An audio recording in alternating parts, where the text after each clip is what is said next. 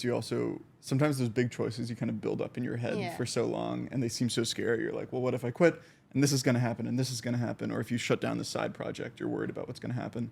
But I mean, even for you with birthday series, like I remember at a certain point, Platter was just doing too well that you decided to kind of like at least pause it and you can come back to it.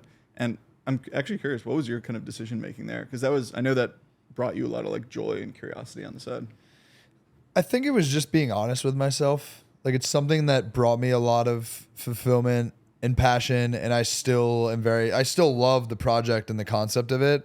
But I think knowing myself and knowing that I'm an all in or all out kind of person, that not being able to do that with something and still trying to do it, knowing in your heart that you can't give it what you want to, I think actually ends up causing more frustration and resentment than it does fulfillment and excitement. So for me, I think when I started it, it was viable because, I mean, I joke, but like the business wasn't like a real business in terms of where we were at. There was only so much we could be doing in that moment that it still felt possible. And then as both things started to grow, I was like, all right, like I'm lying to myself. Like I'm not being honest with myself about it.